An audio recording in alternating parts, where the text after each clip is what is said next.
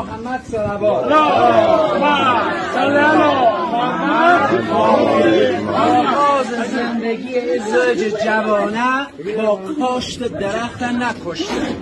لذا داماد و عروس تصمیم گرفته پیش پای وش دنیا سر نوری خونریزی نکه، بلکه به جای یه چه بکاری؟ درخت بکاری.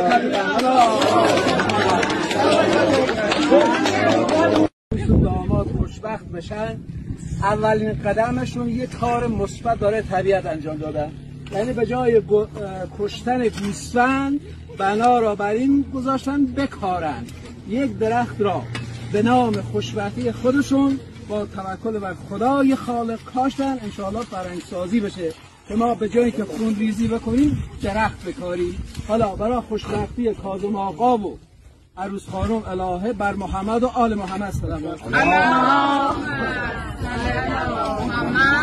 آل محمد. دورات کردیم.